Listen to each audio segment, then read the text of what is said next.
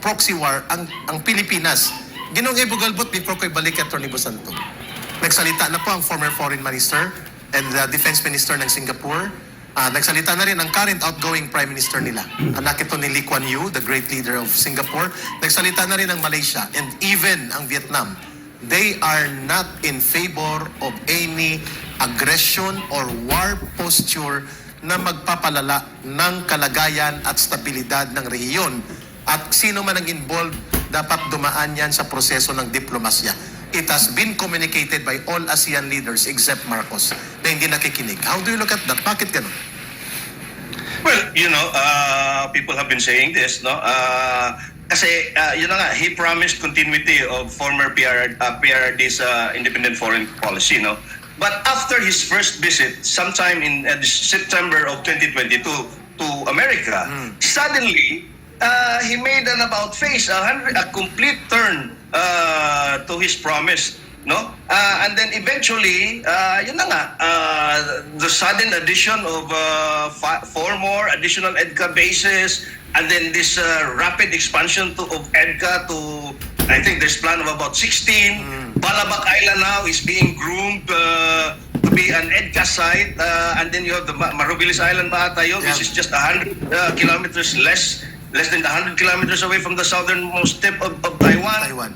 We have B-52 Stratofortress bombers patrolling with our Philippine Air Force jets in the airspace in the South China Sea near Taiwan. Yeah. And the Americans have actually admitted deploying Typhoon weapon systems to undisclosed locations in Luzon. Yes, that's true. Typhoon-class weapon systems are actually intermediate-range missile systems that are nuclear capable. They are able to launch Tomahawk missiles, and then they are future-proof for the upcoming hypersonic missiles of the Americans. Sir Eb, paano yan? Sir Eb, gusto ko itong itanong kay Atty. Bosantog. Dahil sa binanggit ninyo, without admitting that there are military prepositioning of war equipment of America sa North Luzon area facing Taiwan and near China, South China Sea disputed area, ang response ng China, Atty. Bosantog, was very clear. They made military drills within the vicinity of Taiwan, showing their own intent na kapag nag-intensify ito, they are prepared to take over Taiwan by force. And it has never been disregarded by China as an option.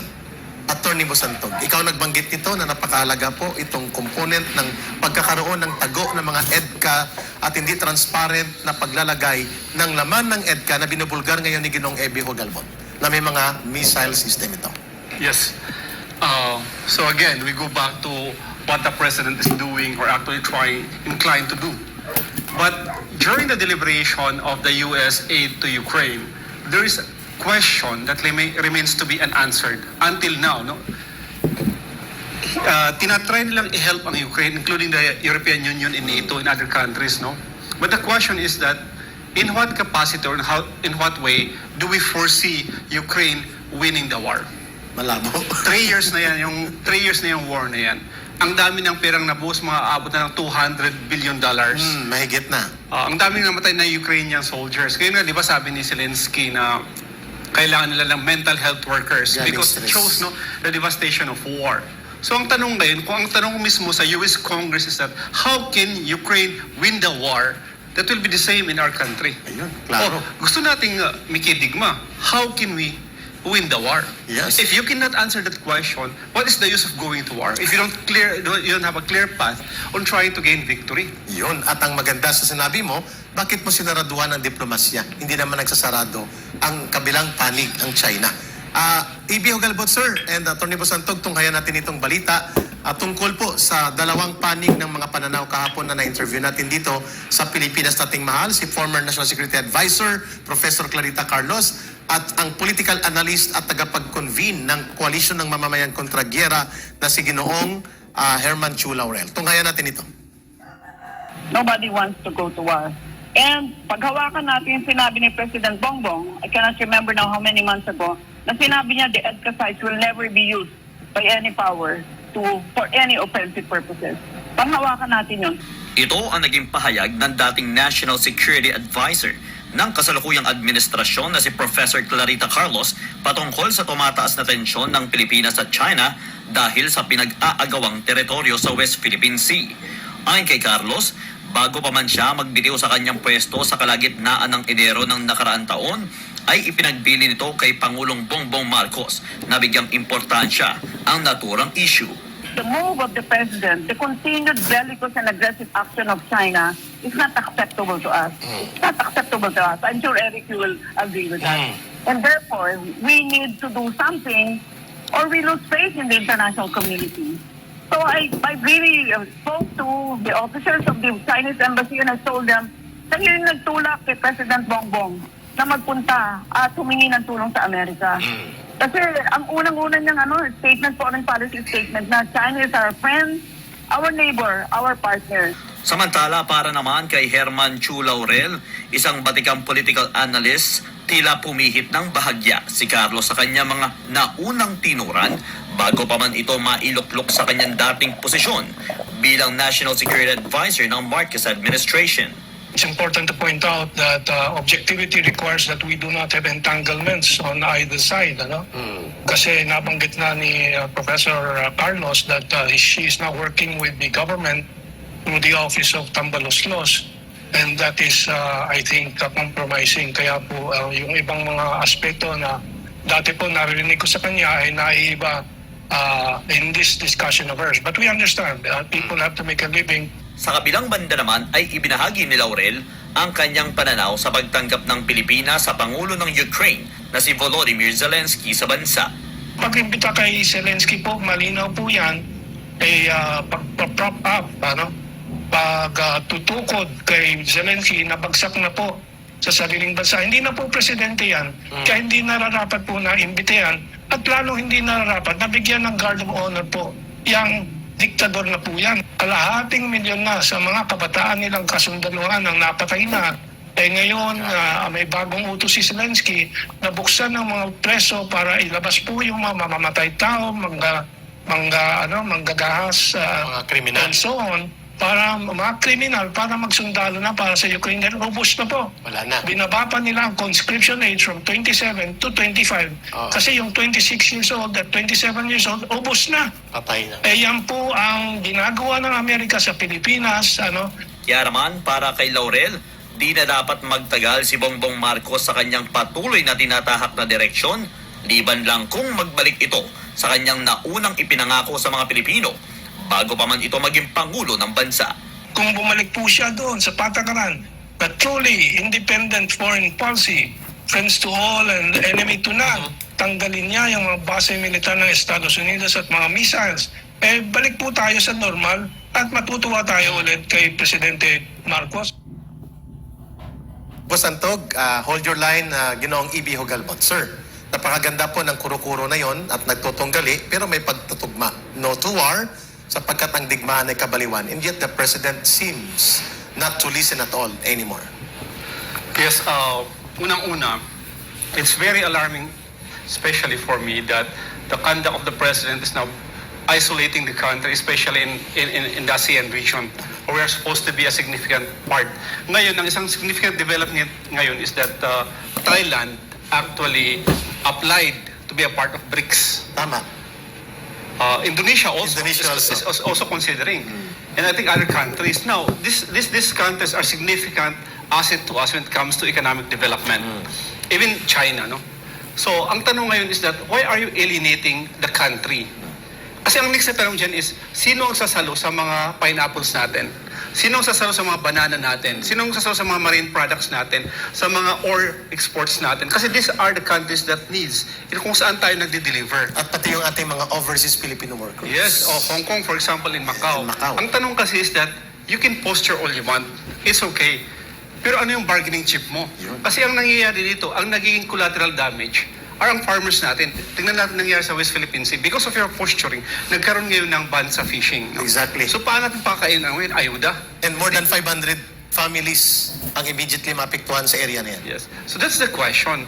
It's okay to posture, but what's your bargaining chip? No? And how do you plan to counter yung mga economic displacement ng ating mga farmers, ng ating mga fishermen, ng ating mga ang pinakamalaki nating import is semiconductors. Semiconductors. Electronical materials. Ang biggest nating supply, kung saan tayo nagbigay, is China. China. So how do you plan to counter this economic displacement? 400, thank you, Attorney Bosantog. Ginong Ibihugalbot, $400 billion annually ang ating trade na napupunta sa China, at dahil dyan binubuksan ng China ang napakalaking trade benefit sa atin in spite sa paggigirian at pagpupustura ni Marcos ng tapang-tapangan ng giyera. How do you react doon sa pananaw ni Kamentong at ni Professor Carlos tungkol sa interaction and foreign relations with China? Well, number one, I would have to agree with Kamentong. No? Apparently, Professor Carlos, with all due respect to her, no, has softened her tone, no, on Bongbong Marcos's new policy, foreign policy direction. At tama nga si Kamentong, no, wala tayong mapapala dyan, no. And in fact, going back to what you were saying, we are exporting about 460 plus million. 465 million or something worth of goods to China. But Ka-Eric, ito ang matindi. We are importing about $2 billion worth of products from China. Imagine, we are a net importing country. Kahit nga sa bigas, number 1 tayo for the last 3 years. Eh. Tama. And even everything that we, especially our electronics and industrial exports, 70% of those components are not made in the Philippines. By China. They are imported into the Philippines. Ina-assemble lang natin. Even our vehicles na ina-assemble dito for local sales. Yung mga parts nan galing Thailand, galing Korea, we don't have the industrial base. Sabi ko nga doon sa kaibigan ko, China can cripple the Philippines without firing a single bullet. Agree. May ebidensya na yan eh. Noong 2013, anong ginawa ng China? Noong nag-file tayo ng arbitral case, ang ginawa ng China, they imposed yung tawag sa trade is non-tariff measures. Non-tariff. So, ibig sabihin, hindi dagdag buwis, pero dagdag pahirap para makapasok yung produkto mo. O anong pahirap yung ginawa nila sa banana industry natin? Tinaas nila yung level ng phytosanitary and sanitary requirements. Tama. Kasi yun na nga, yung mga food grade, mayroon na yung phytosanitary, walang peste, walang kung ano-ano. Paano mo yan na ika-counter ngayon? Sasabihin ng China, ganun kami ka-stricto sa saging nyo. O, anong nangyari ngayon? Vietnam now is the number 1 banana supplier of China. China. And Sir Ed, idagdag pa dyan, 95% ng export ng nickel natin, dependent na ang China ang bumibili. Direct exportation yun from Surigao. And it will affect more than 5,000 families na mga manggagawa sa nickel and core processing sa nickel sa Surigao area alone. So sino magpapakain ng buhay nito kapag sinaraduhan ito ng China at pumunta siya sa Indonesia at sa iba pang mga karatig bansa na siya doon sa bibili? And to think, Ginong Ibigalbot and Attorney Bosantog, in the last 6 months alone, nagbuhos ang China ng 37 additional percent of increase sa investment sa Asia-Pasipiko. At ang nakinabang Malaysia, Indonesia, Thailand, and Brunei. At Vietnam. Hindi po ang Pilipinas. Hindi po pumasok ang China in the last 6 months. Attorney Bosantog, how dangerous would it be for the country kung ipapatupad ng China kapag naggirian tayo, itong sinasabi niya na they are going to ban any fishing activities in the disputed area, dyan sa maritime disputed area sa South China Sea, at ang maapektuhan mahigit 500 families kagad na malapit sa Sol, ang inasal, chicken nasal. at kung ano man ang mangyayari, handa sila sa konsekwensyang ito. At nag-escalate ito ngayon at parang sinasabi ni Marcos that it is the time for us to prepare for war in eventuality of such kind of escalation in the next few weeks from now. Yes. I agree with Sir Ed, no? Ang sabi niya na totoo naman that we are a country that's dependent on export and import, especially also in human export, no? So, pangalawa is that we don't have the industrial complex, especially when it comes to war, because what really runs a war is not how many armaments you have, but it's how many bullets you can produce. That's the problem now in Ukraine. Yes. No? Nakukulangan sila ng mga bala at mga pangbala sa mga kanyon nila. We don't even have the industrial complex of a military that can actually run, no, in support in defend our sovereignty. Ang problema talaga dyan is this one. First, we have to clarify that by saying these things, we are okay with giving away portions of our territory sa South China Sea or sa West Philippine Sea. We do not do that. No? Ang sa atin, we will defend every inch of our territory when it comes to it. Pero wala pa naman eh. Ang tingnan natin yung parallelism ng foreign policy ni Digong. We were very friendly with China. But during his 6 years tenure, hindi natin nakapagbigay ng konting 1 square inch for territory sa China. Wala. Walang naibenta, walang naibigay. But during the time of Aquino, we did. Yung Scarborough Shoal. Oh, 2012. No? Yes. Mayabang pa tayo nun. So, there is a portion of foreign policy where you can actually say that we are not, in this when it comes to territorial disputes, we will not give in. Correct. But there's also a portion of diplomacy where we say we can create a code of conduct with our ASEAN neighbors in China to come up with a settlement in temporarily para magkaroon tayo, ituloy natin ang ating trade relations. Klaro. Yeah. Ginong Ibi Hugalbon, sir, para may clarify to once and for all, ang disputed area sa West Philippine Sea or South China Sea is not part of any actual direct territory of the country. Ito ay EEZ, Exclusive Economic Zone. Therefore, ito po ay para sa exploration, exploitation, joint venture, hindi po sovereign authority at hindi ito direktang teritoryo kagaya ng Zambales, Palawan at Batanes na mga aktual na teritoryo. Hindi po yun ang pinag-aagawan. Number 2, hindi po sinabi ng arbitral award, may abogado na rin kasama, Atty. Busantog, na nasa atin na ang South China Sea dispute na yan at nagpabor sa atin. Ang sinabi lang ng arbitral ruling, hindi tama ang iginigiit ng China na 9-dash line. But it does not follow na sa Pilipinas na ang lugar. At may claimants pa na Vietnam, Indonesia, Brunei, and Malaysia na pumapasok sa and Taiwan. So, klaro kaayo na hindi ito territorial dispute. Ito ay maritime dispute in the conduct of relations in an area na may encroachment at may mga intrusion into each other's economic exclusive zone. How do you react to that? Na pinapaluto ang kaisipan na teritoryo natin ang pinag-aagawan which is not actually actual territory or sovereignty of the country. Well, yes. No. The spin doctors of this administration, with the guidance of the American hegemonic power, is actually putting in that narrative, no? Inumpisahan niya ni Aquino III, no? Yung pinangalanan niya yung West Philippine Sea, no?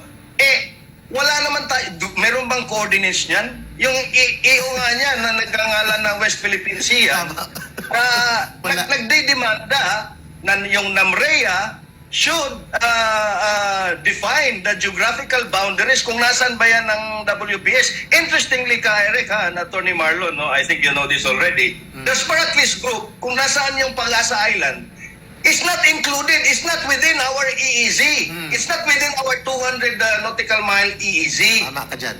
So ano ngayon yan? That's number 1. Number 2, yun na nga it's the South China Sea Arbitral Tribunal. Hindi yan injunctive or legal court. Tama. Ang decision yan is purely declaratory. Walang injunction. Nobody can enforce it. That's number 1. Number 2, arbitral. Very simple. Amicable settlement. Punta kayo sa barangay dahil may conflict kayo ng kapitbahay mo. Tama. Di dapat kayong dalawa pumunta doon. Kasi arbitral nga Tama. yung nangyari nga, hindi pumunta yung China. Hindi ni-recognize yung arbitral. Tayo pa nga nagbayad ng $1 billion, 1 billion pesos ata yun. 1 billion. For China. Tama. So there's this, nga talaga, Eric, no, na talagang nasasaktan ako, especially our young people, the young Filipinos, na para bang, hook, line, and sinker, kinakagat at ninanamnam pa. Just recently, mayroong travel blogger na ang ganda raw ng feeling na nandun siya sa isang sandy cay doon malapit lang sa Pag-asa, kahit nakasyado ang China Coast Guard. Ganun naman talaga yung mga Chinese Coast Guard and Chinese Navy, they don't encroach in our kasi yung isla is entitled to another 12 kilometer territorial sea, no? Hindi yan pumapasok yung China dyan. Agree. out of respect. No? Ganong the ibig, tama ka. incredible restraint of Mr. Xi Jinping in all these provocations that being done in the South China Sea and in the land territory of the Philippines. It just amazes me yung reason, yung restraint, no, na hindi tayo inaano, pero eventually if the Chinese will lose their patience, yun na. It's the line that when we cross, we can never turn back na. Tama.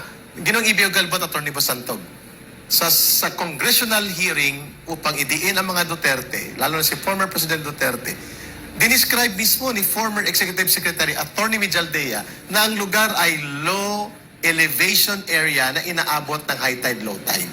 Hindi dinescribe as actual territory. Walang nag-contest sa loob ng Kongreso on that definition ng sinasabing pinag-aagawan at pinag-gigirian ngayon. Ginong Ibio Galbot, before po itong isang paglilinaw na balita, Atty. Bosantog, ang sabi lang naman ng China, mag-usap at linawin ang ating approach, bagamat tayo'y nakikipagtalo, bangayan sa claims and position, hindi naman kailangan magsarado ng pag-uusap. Pero biglang sumarado ang China. Sabi ni Bongbong Marcos, there's no point of diplomacy kung hindi sincero ang kabilang panig. Do you think diplomacy is all wasted now? Atty. Bosantog, common question sa inyo ni Ginoong Ibio Galbot, at digmaan na dapat ang papuntahan natin sa ganitong kalukuhang mga argumento at mga pangguguyo para paniwalain tayo na teritoryo ang pinag-aagawan, subalit ito ay hindi naman totoo. Walang taong nakatira doon except na sinadsad yung barko noong 1999 at may plano pang magsadsad ng 2 lumang mga barko upang magkaroon talaga ng tensyonadong kalagayan na binanggit ni Kamintong kahapon na nabulgar niya upon resources ng impormasyon na gagawin ng Philippine Navy or ng Coast Guard. How dangerous ang ganyang mga information operations na ginagawa sa atin upang linlangin at lukuhin ang mamamayan towards false nationalism and war jingoism posture. Diplomacy is never dead, no? Even in the times or in the height of war, there's always diplomacy. Ngayon, ang nangyayari kasi is, this area is not only a dispute between China and the Philippines. No. If you look at the relationship of China in Vietnam, China in Indonesia, China in Malaysia, China in Taiwan, they don't have the same hostility as our foreign relations. So ibig sabihin, there are many options that the country can take and not just simply putting EDCA sites in the country and making us a target of war. Kasi kung sa Vietnam mismo or even Taiwan na hindi lang pinag-aagawang teritoryo is yung teritoryo ng West Philippine Sea, kundi Taiwan mismo. Agree. They are always engaging into acts of diplomacy. Bakit hindi ang Pilipinas? Na kung titignan natin yung decision nga ng Philippine yung Permanent Arbitration Award, it's not really about sovereignty. Correct. The arbitral committee or award can never talk about sovereignty. It's only about whether or not we have fishing rights over the area. At ang sabi Fishing ng award rights. is simply ganito. Ang China, ang Philippines, ang Indonesia, ang Malaysia, ang Taiwan, and then Vietnam, lahat sila ay may traditional fishing rights over the area. Ayun, klaro. Ibig sabihin, hindi lang po tayo ang nanalo sa award na yon. Even China actually won by being recognized as having traditional fishing rights over the area. Klaro. Maganda yung paliwanag ni Atty. Bosantog. Briefly, Ginoong Ibio Galbot, your reaction doon sa mind conditioning and mind manipulation using mga black PR operation and propaganda to justify the warmongering posture of the foreign policy of Marcos Jr. versus diplomacy na parang hopeless na. Pati si Richard Gomez, biglang nagtapang-tapangan eh. Naalala ko tuloy yung boxing nila ni Robin Padilla doon sa basketball eh. Akala niya siguro ganun lang, no? Suntukan lang ang mangyayari. Iba ito. Ginoong Congressman Richard Gomez, ha? Bigla kang nagtapang-tapangan doon sa... akala mo nakalimutan ng tao yung suntukan niya ni Ginoong Robin Padilla. Akala mo ganun ang away na ito na mangyayari sa digmaang ito. Ginoong Ibio Galbot. Well, I have to agree, no, with Attorney Marlon and pati sa iyo, no, ka Eric, no. But going back to your question, is this diplomacy dead? Diplomacy can only be dead if one party refuses to take avenues to go into a diplomatic solution. Di ba? Tama. Yun ang nangyari sa Ukraine, yun ang nangyari sa... Tapos may mga unilateral actions na talagang pwede naman pag-usapan multilaterally. That's number two is this, no? A few people doesn't know, America is not a signatory of the United Nations Convention on the Law of the Sea. Agree. Hindi sila signatory doon. And therefore, Kay China. hindi rin nila ratifikado yan kahit nga sa China. So ibig sabihin, tayo, no? Kasi yun ang laging binubunganga ng Amerika yung rules-based international order. Sino bang order yan? Sino rules, no? They all violate those rules, no? Maganda lang yan kung pabor sa kanila, pero kung hindi pabor sa kanila, I mean, you're somebody, you're a traitor to your country. That's number two, no? But more importantly, Eric, no, and Attorney Marlon, eto kasi yung problema ng mga Pilipino, eh. We have been locked into this teleserye collective psyche for so long. We have been subjugated for so long. We have been colonized for so long that it is very, very hard for us to get out of that colonial mindset to become who we really are. One reason is that our pre-colonial history has largely been erased into our psyche. Correct. If you remember, yung history natin nag-umpisa lang when the Spanish came. When in fact, there's about 600 years of history Before between our ASEAN brothers, the Chinese, going back 10th century or 11th century until the Spanish eventually came in the 15th century. So they're playing into that emotion. They are playing into that folly of the Filipino nation, no? Yun na nga. This is what's happening. Yung tawag dyan, Sir Eb, sa mga, nung tayo po'y aktibo pa sa social movement and mass movement, Atty. Basantog, ginagatungan nila ang mass hysteria. Pinapasakay nila ang tao na may hysteria of war sabagkat ito ang kanyang pamamaraan para ma-justify ang kanyang kakulangan sa pamumuno at kapalpakan sa programa at patakaran. Pupuntahan natin yan. Ginoong Ebiho Galbot, napakaganda ng talakayan. Sir Marlon Basantog, wag po kayong bumitaw, ha? Pupuntahan din natin mamaya itong kwentong barbero ni Congressman Barbers tungkol sa mga adik daw sa loob ng Davao City Hall. Kwentong barbero ni Congressman Barbers. Pero bago niyan, huwag kayong bumitawa sa Pilipinas nating mahal. Ito muna, masaya itong talakayan ni Ginong Ibiao Galbot at kay Atty. Basantog. Tunghayan muna natin ang ulat na ito. Definitely, this is illegal. This action of confiscating our supplies is illegal. Dahil hindi naman po talaga dapat ginagawa yan. Ito ang naging sagot ni Armed Forces of the Philippines or AFP Chief of Staff General Romeo Browner Jr. sa ginawang pang-aagaw ng China sa supply na pagkain ng mga sundalong Pilipino sa BRP Sierra Madre. Ginawa ng opisyal ang pahayag sa ginanap na pulong balitaan sa Camp Aguinaldo araw ng Martes. Noong May 19 kasi, nagsagawa ng panibagong rotation and resupply mission ng tropa ng pamalaan sa BRP Sierra Madre or LS-57 sa Ayungin Shoal. Sa nasabing RORE mission, umabot sa 4 na sortie o naka-4 na balik ang eroplano ng Pilipinas na siyang naghulog ng mga supply para sa mga sundalong Pilipino. Ngunit 3 lang ang nakuha ng mga sundalo dahil ang isang kahon ay nakuha ng mga Chinese. Yung pala ilabangan nila. Lako. Wala. Lapitan nyo kagad yung lapitan nyo kagad. Ito ay para drop. Yung item kagad, lapitan nyo, yung item. Makikita sa video na tila nakikipagpatentero sa tubig. Ang mga Chinese at Pilipinong sundalo makuha lang ang supply. Yung parachute, kunin yung parachute. Lako.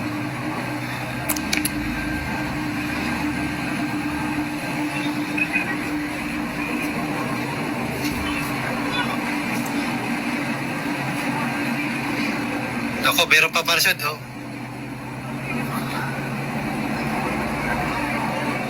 Ayon kay Commodore Roy Vincent Trinidad, tagapagsalita ng Philippine Navy for the West Philippine Sea, matapos na makita ng mga Chinese na pagkain na inihulog mula sa eroplano ay kanila itong itinapon sa dagat. After opening it and realizing that it's only food stuff, they dumped this back into the sea. Contrary to what they circulate online that we are polluting the seas. Ayon sa opisyal, may tuturing na iligal ang ginawa ng China dahil nasa loob na sila ng Exclusive Economic Zone or EEZ ng Pilipinas. Pangalawa, hindi rin anya tama ang ginawa ng China na hinarangan ang lehitimong operasyon ng Pilipinas. First and foremost, I would like to emphasize that the PLA agents have no authority to be within our exclusive economic zone. They should not be there. They have no right. They were trespassing into our exclusive economic zone. Secondly, they interfered in a legal operational resupply mission. Kaugnay nito, ipinaliwanag naman ni General Browner na kaya nila napagdesisyon ng i-airdrop ang mga supply ay para maiwasan ang nararanasang pangharas ng China. Ngunit hindi pa rin ito nakalusot. We did that because we believe that we have to perform our missions in a peaceful manner. No? Kaya nga naisip na natin na mag-airdrop na lang at least para walang resistance. Wala na yung harassment na nangyayari sa dagat. Pero still, nakita niyo sa video, ganun pa rin eh. Ganun pa rin. Ayaw tayong tantanan. Samantala, pinasinungalingan naman ng AFP chief ang kumakalat na video ng umano'y panunutok ng baril ng mga Pilipinong sundalo sa mga Chinese Coast Guard. The issue of the pointing of the guns, we are denying that any of our soldiers pointed deliberately their guns to any of the Chinese in the ribs. Ngunit hindi itinanggi ng AFP na may baril ang mga sundalo. But we will not deny the fact that they were armed, no? Because the BRP Sierra Madre is a commissioned Philippine Navy ship, and therefore it is authorized to have weapons. We are authorized to put weapons on board, no? Both crew-served weapons and individual weapons of our soldiers. Meron tayong karapatan, no? Because of the concept of self-defense. Dagdag pa ni General Browner, dahil sa sobrang lapit na ng mga Chinese sa BRP Sierra Madre, kaya nagdulot ito ng pangamba sa mga Pilipinong sundalo. Ngunit alam anya ng mga sundalo ang rules of engagement. In this case, because of that intent of the Chinese Coast Guard to get our supplies, they came very, very close to the BRP Sierra Madre. No? And of course, this posed, from the point of view of our soldiers, this posed a danger, a threat. No? Dahil napakalapit na nila. That is why there were videos, there were images of our soldiers carrying their guns. But they, again, I would like to emphasize, they did not point their guns to the Chinese. Meron po tayong sinusunod na rules of engagement. Alam po ng mga sundalo natin yan. Sa huli sinabi ng AFP chief na kanila na itong naiparating sa mga kinauukulan. We have reported this already to our Department of National Defense. We have provided the information to the Department of Foreign Affairs. So we have done our part. It's up to DFA now whether they're going to file a protest for this action, illegal action that was done by the Chinese Coast Guard. Ayun. Mga kababayan, kinokondina ng Pilipinas nating mahal ang hostile actions na ginagawa ng China dyan sa disputed area sa South China Sea. Pero hindi po dapat sarado ang diplomatic line of protest. Ang dapat po mag-protest nito ay ang Department of Foreign Affairs. Mag-submit ng report ang Armed Forces of the Philippines at ang DFA ang mag-process ng diplomatic protest like not verbal or whatever. Attorney Marlon, nakakabahala po ng communicators ng Pilipinas ay mga military. While kaibigan natin ang mga military, kaibigan natin si General Browner, it would be better kung nagsasalita at nag-uusap ay mga diplomats at mga tagapagtaguyod ng foreign relations, hindi po military post and military command ang mga naglalabas ng mga pahayag kaagad. Attorney Basanto. Unang-una, I have to commend General Browner because if you remember General Browner, the hero of the Marawi, isa po yan sa magigitin nating sundalo talaga nagtaya ng kanyang buhay. And tama ka naman in a way na dapat ang spokesperson natin when it comes to foreign policy should not be the military. Yes. No? Kasi foreign relations, especially, malaki ang laro niyan ng tinatawag nilang public perception. Okay? And now we are the one pushing for war eh. We are the one saying na we have EDCA, we have everything, we have US. Pero kasi ang nakakatawa at nakakaya para sa atin, pag airdrop pa lang ng pagkain, inaagaw sa atin, how could we be believable? Yeah. No? Paano tayo, hindi ba tayo tinatawanan ng ating mga neighbors ng buong mundo na anya na ang Pilipinas, sa kanya nanggagaling ang lakas para ipaglaban ang West Philippine Sea, kinakalaban ng isang malaking nation. Pero when it comes to airdrop, pagkain pa lang, water cannon, stuff like that, parang napapahiya tayo. Nandun yung China, inaagaw yung pagkain pa lang, tapos tinatapon sa dagat. Ano yung binibigay nating mensahe sa buong mundo? We are saying this, they are doing this to us. What is our message? Tama. Ginong Ibeo Galbot, hindi ba kaya nagpapaawa tayo intentionally to gain sympathy at para tayo yung mga kawawang bata at nagpapasaklulo tayo sa Big Brother na hindi naman mangyayari, tahimik ang Amerika dito. At sa tingin mo, ito ba ay isang publicity stunt or is it part ng assertion of the role of security forces to defend our sovereign rights in the disputed sea? How do you look at these things? Well, I would have to agree with you. No, this is part of going back to what you were saying. No? Dapat sana, with all due respect to our military, dapat sana hindi mga military personnel ang mag-air ng either strategy or a foreign policy line. No, leave it to the diplomats. And in fact, no. It would have been kaya nga medyo matagal yan eh. It happened May 19. Pero in-air lang nila 2 weeks later. Yes. Half a month, no, okay? So if so there was no sense of urgency, 'di ba? Pero bakit ngayon pinaano na nila sa media? It Sir, plays into the narrative. Sir, you excuse You're saying nangyari ito hindi kahapon. May Hindi 19. kahapon. May May 19. So tinitimpla ang pagpapalabas, kinakalibrate, kinakalculate. Is that what you're saying? Right. Okay, klaro. That's what I am saying. And in fact, it is evident in what has happened. Circumstantial evidence points to that. If you go back, yun ang sabi natin, no? Do you still remember Raymond Powell? Yeah. Biglang nagsulpot yan. Intelligence operative ito ng CIA. Exactly. Yun ang essence ng Assertive Transparency Initiative, to make China pay the reputational cost in the international community, while we portray China as the bully, the Philippines as the victim, and then the big brother, who is never really there, will come to help us. And if you go back to all those officials in Washington, from Lloyd Austin, the Secretary of National Defense, to U.S. State Department Anthony Blinken, to Speaker Mike Johnson, anong sabi nila? It is better to send money and war material to these conflict zones rather than sending. May free shipping araw-araw sa Shopee. Just apply your voucher upon checkout at mag-enjoy sa big savings on your favorite items. Kaya ano pang hinihintay nyo? Download Shopee na. Psyche is being infused with this Mass narrative. Yun na nga, na para bang, there is no other way except to side with America. Yeah, klaro. Ginong Ibeo Galbot, final question on this note kasi pupunta natin ang Kwentong Barbero. Briefly lang ni Congressman Barbers. Common question sa inyong dalawa, mauna po kayo. Nakikita ng taong bayan na ang failure of leadership, malgovernance, misgovernance, miscarriage of competent leadership ay nawawala na. Ang natitirang pamamaraan dahil hindi lumusot ang charter change at People's Initiative na bogus para manatili sa poder ang Marcos Jr. government at pati na ang kanyang pananatili ng kanyang target na hindi sila matanggal beyond 2028 ay sila pa rin ang nagkokontrol ng gobyerno ng Pilipinas. Kaya nagkaroon ng China narrative of war na ito daw dapat ang nationalist line.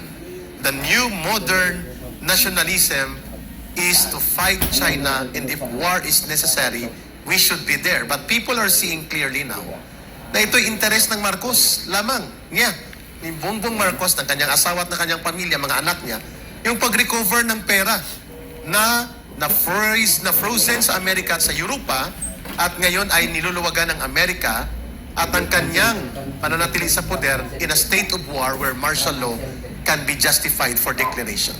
Go ahead, Mr. Ebi Hogalbot, and then Attorney Basanto. Well, yes, no.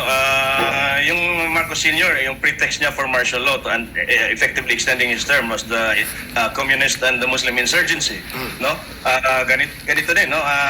Marcos Jr. is bringing back that template, pero yun na nga, rather than yung internal strife, ginawa niyang external, so he can actually pull in the United States now, no?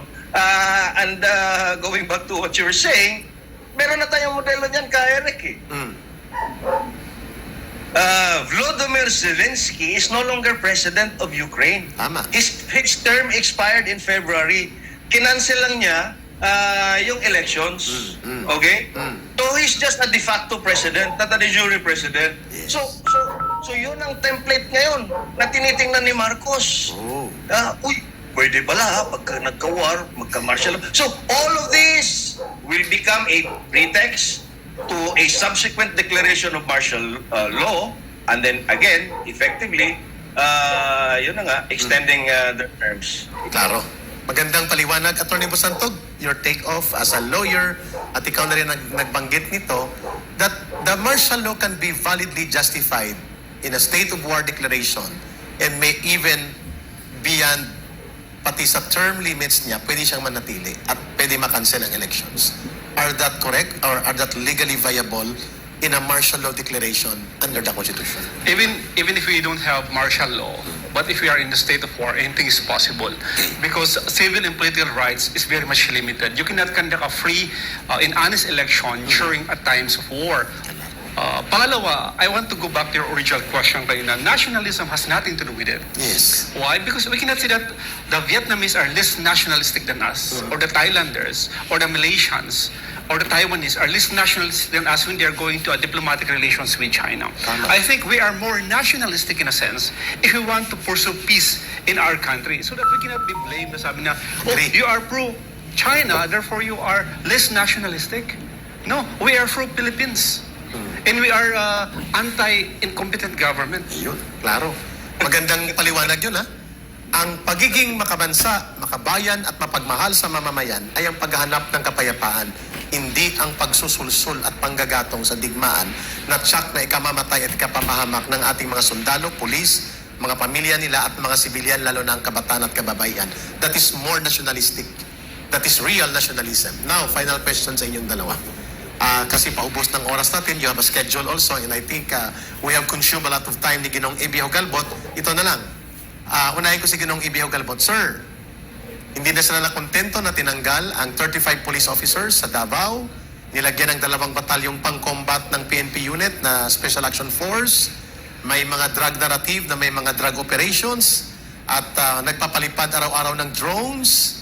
At ngayon ay number 1 enemy ang illegal drugs sa Davao, pero biglang nagpalabas ng statement itong si Representative Ace Barbers. Hindi naman ito barbero, pero kwentong barbero ang bitbit niya, na ang Davao City government ay dapat imbestigahan daw. Pati ang Davao City Hall at ang Davao City, tutukan ng PNP at PDEA para habulin ang mga involved sa drug abuse. Hindi na sila nakontento na nilapastangan nila at nilabag ang karapatan at otoridad ng alkalde tungkol sa mga panggagatong nila na bulabugin ang organisasyon ng Philippine National Police at kung ano-anong high-handed use of excessive and abusive power.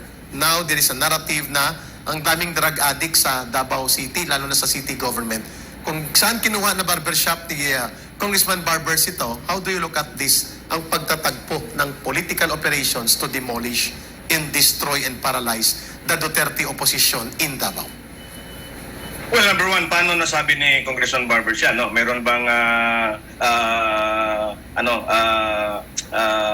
random drug testing? No? Kung meron naman, I would suggest to Congressman Barbers na mag-random drug testing for cocaine Yun. doon sa mga Malacanang Tama. at doon sa Pwede. nagsusurround ni BBM. Pwede. Because it's unfair. No? Government official din sila. So dapat, no? That's number 1. Number 2, tingnan mo yung nangyayari sa Alitagtag, no? Na 2 billion daw, the biggest bust in history, blah, blah, blah. Nasaan na ngayon yan? Nasaan na yung yate daw, na Canadian daw yung may-ari, yung isa nga ang suspect dito sa Cebu, who is a member of a Mexican cartel or some sort, no? And then recently nga lang, no, talagang nakakatawa ka, Eric, no, and Attorney Marlon, no, how this government is actually fooling us and believing that they have fooled us. The moment na pinalitan yung mga nasa Davao, the 35 or 40 officers, nag-conduct kaagad ng checkpoint. Tapos may nasabat daw sila, 14.4 million worth of shabu, Yes. na 900 grams lang. So ibig sabihin pala ngayon, 14 million per kilo na lang yung yung shabu. And then the suspect fled on foot on a checkpoint, coming from a bus, tinapon lang daw yung shabu at tumakbo yung What an I mean, woo! And now, Isang checkpoint with all the police, hindi nila nahabol or hindi mo lang nagpasalba or and nakahilera yan, ang liit-liit ng pintuan ng bus. Di ba? tama. And now, papaimbestigahan, papadrug test. Ano, papamistagan yung mga police dahil 37 nga daw yung nag-test ng positive. I mean, how low can you go, Eric, no? With all due respect to our police officers and the military. Tama. Ito kasing kongreso talagang grabe na talaga yung Rubber stamp. nila. Doormat na nga ang tawag sa kanila eh. Doormat. Doormat house More of than a Tambaluslos. doormat, rubber stamp, puppet, or lapdog, or kung Husky, ano-ano. sir. Huskies. Ginong Ibio Galbot, thank you at papunta tayo sa pag-recap ng ating program. Attorney Bosantog, these are special information and propaganda operations. At nakakalungkot dahil ginagamit ni Congressman Barbers ang kanyang opisina at ang resources ng gobyerno to attack political opposition na hindi naman dapat maganap sa isang healthy democracy. At alam natin ang target nila, wasakin, pasamain, at paralisahin ang pagiging oposisyon ng mga Duterte, lalo na ni former President Rodrigo Duterte at ng anak niyang si Mayor Basti Duterte ng Davao. Ang ginagawa nila is tinatawag na erasing a legacy. Yun. Okay. Una-una doon sa pinakamalaking drug bust sa panahon ni President. It's not a badge of honor.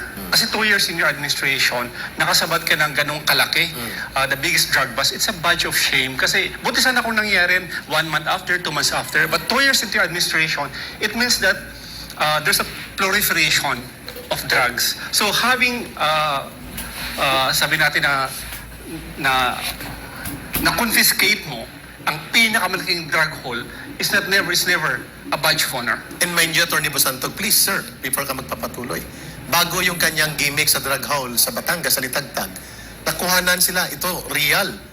Bodega ng Shabu, pulis ang nagme-maintain sa Binondo. Yes. Under his term na. Yes. Hindi kay Duterte. Hindi, wala nang wala nang pointing fingers. If it's your administration, you take the responsibility. Yun. Pangalawa yung ginagawa nila sa Davao is siguro mag-aral sila ng PR 101.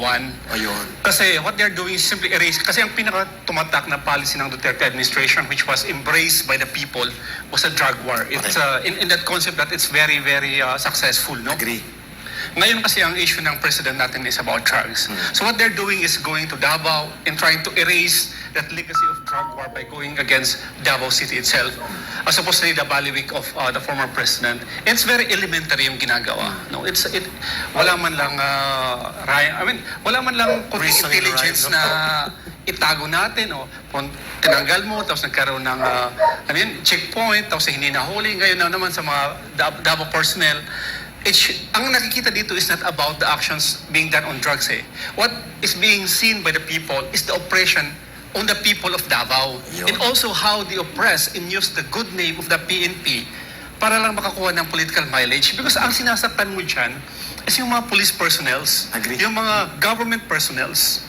At pati yung mga Davao City employees. Yes. Yun yung naging target eh. Kasi at the end of the day, hindi naman si President Duterte yung mga kasuhan or mga ano na mga ganyan. It is the people who are caught between the hard rock. Mga ganyan tayong allegory eh. So I think that if you really care about what's happening in our country, you must care about the people first. Huwag mo silang i-target para matarget mo isang political opponent. Correct. Briefly, Attorney Bosanto. Sabi ni Ginong Ibiho Galbot, if there is a drug war or a anti-drug operations that should be conducted, it should be starting in Malacanang.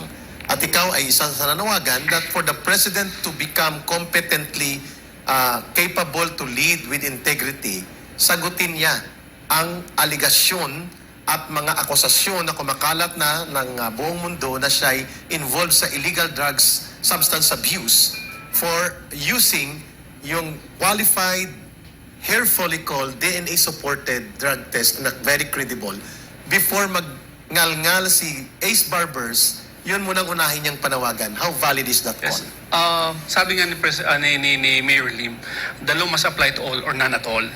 So kung gusto nilang ikandak yan ng random drug test and then suddenly vilify these people, hindi lang sa Malacanang na ito magsimula. We must show that we're capable. Magsimula ka sa Congress. Yun. I-drug test mo yung mga congressman Ang bago galing. sabihin na ano. Ang galing ng proposal. Kasi you must show that your office is clean. Di ba ang sabi sa korte, you must come to court with clean hands. Yes. Claro. It is the same with government, in governance. Very simple and yet very sharp ang retort ni Atty. Bosantog. Ginong Ibi Hugalbot, your final message sa ating napakagandang talakayan at natutuwa ang mamamayan na ikaw nakasama ka sa Pilipinas nating mahal. How would you address our people in our country right now as an independent observer of things happening in our society? Ang sa akin lang, Kairek, no, Attorney Marlon, and to all the Filipinos out there, whether here in the Philippines, especially those who are working abroad, no, ito lang masasabi ko, eye on the prize. Don't lose focus. Do not get into the narratives. Do not get into the itchy-bitchy, tiny little narratives and nuances that are trying to, put forward. The bigger picture should be on your plate. And that bigger picture is this administration's incompetence and not only in governance here domestically but also foreign policy. Claro. Very well said. Magandang mga panawagan yon. Mag-focus tayo sa primary issue. The primary issue is failure of governance. Main issue is incompetence and abuse of power and rising authoritarianism. At para tabunan ito, magdigma-digmaan at magtapang-tapangan. Ikapital ang mamamayan. Atty. Bosantog, your final message. Ang gusto natin sa Pilipinas ay develop, no? Prosperous, walang nagugutom, less ang unemployment. And if the success of our country lies with this administration, I pray, no, that President Marcos be successful because yung success ni President Marcos is the success of the Filipino people. Tama. Ngayon, kung hindi yan mangyayari sa kanyang administration, then let's talk about other issues. No? Let's talk about bakit ganito nangyayari. And after that, you talk about political recourses. Ayun. Mga kababayan, ang isang mabuting pamamahala, sasamahan tayo sa extra natin ni Ginoong Ebe Hugalbot at ni Atty. Bosantog. Ang lakas at kapangyarihan ng pamahalaan nanggagaling po sa pagkakaisa at pagtangkilik ng mamamayan sa namumuno at may hawak ng kapangyarihan. Ang pagtangkilik at pagsuporta ng mamamayan ay hindi mo pwedeng i-impose. Ito po ay iyong kinukuha sa pamamagitan ng mabuting gawa at mabuti at maayos na pamamahala. Real sense of good governance. Hindi po kailangan ang maruming laro ng politika, propaganda, mass hysteria for war, at mga manipulasyon sa public perception and PR operations sa media at social media para manatili kang akala mo ikaw ay may hawak pa rin ng kapangyarihan. When people start to feel the brunt of crisis, ang gutom at kabuhayan at ang kanilang kalagayan ay hindi nag-iibabagkos, lalong lumalala, at ang abuso sa kapangyarihan at pundo ng bayan ay nakikita nila, kahit anong doble ang gagawin mo sa pagpundo sa propaganda ng mga media at ano pang tapang-tapangan at gyera, ang gusto mong dalhin, ang mamamayan ang hahatol kung saan patutungo ang inyong pamamahala. Yan ang malinaw na paghamon kay Pangulong Bongbong Marcos Jr. Will you remain in office or your days will be numbered? Depende po kung papaano mo pangahawakan ang mga aral ng kasaysayan at ang totoong pagmamahal at paglilingkod sa mga mamamayang Pilipino na siyang nagluklok sa iyo sa kapangyarihan at siya ring nagtanggal sa inyong ama nung sa panahon sila'y nag-abuso na. Ito po si Ka Eric, kasama ko si Ginoong Ebe Hugalbot at si Atty. Marlon Bosantog sa isang malaya at makabuluhang talakayan. Mahalin natin ang bansang Pilipinas. Walang ibang magmamahal nito kundi tayo ring mga Pilipino. Araw-araw tayo magsama para sa demokrasya, kapayapaan at pagunlad ng bansang Pilipinas. Muli, ito po ang aming pagsasama dito sa Pilipinas nating mahal. Thank you, Ginoong Ebe Hugalbot, and thank you, Atty. Bosantog.